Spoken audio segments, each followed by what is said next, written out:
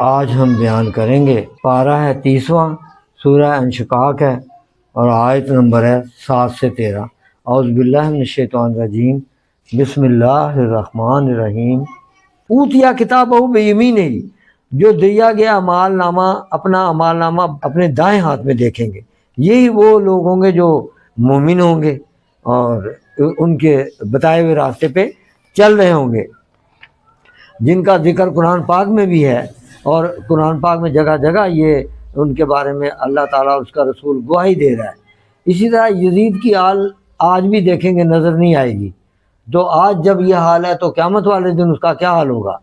اور حضور نبی کی صلی اللہ علیہ وسلم کی حال اور آل پاک قیامت تلک موجود ہے، اور اسی میں سے شگوفے پھوٹ رہے ہیں، اور ایک سے ایک اعلیٰ سے اعلیٰ ولی اللہ، کتب، ابدال، مجدد، غوث اور نکل رہے ہیں۔ اور جس نے معاشرتی زندگی میں تمام اسلامی حدود توڑے اور غیر اسلامی طریقے سے زندگی گزاری، یزید نے اور اس کے ساتھیوں نے، آج ان کا دور دور نام نشان نہیں ہے۔ حضور صلی اللہ علیہ وسلم ایک مرتبہ سجدے میں تھے، حضرت امام علی مقام ان کے اوپر سوار ہو گئے اور انہوں نے 72 مرتبہ سجدے میں سبحان ربی اعلیٰ کہا، سبحان ربی اعلیٰ 72 مرتبہ۔ اور آقا صلی اللہ علیہ وسلم کی نگاہ میں ان کے مقام اتنا بڑا تھا کہ آپ نے سر نہیں اٹھایا جب تک وہ اپنی مرضی سے خود نہ نبی پاک صلی اللہ علیہ وسلم کے اوپر سے اترے۔ یہ ہے امام علی مقام۔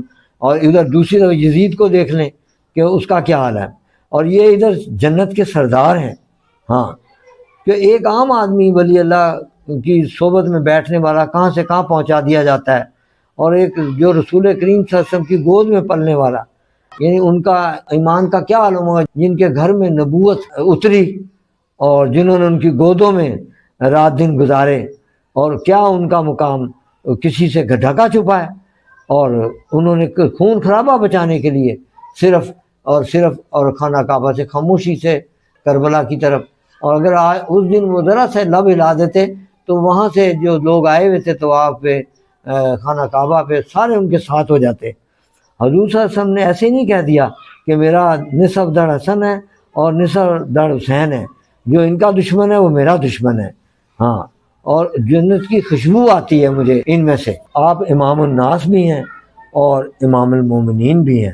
آپ ہی کے قول مبارک ہے کہ جلد بازی نادانی ہے، صلہ رحمی نعمت ہے، راست بازی عزت ہے، جھوٹ عجز ہے، اور بخل اخلاص ہے۔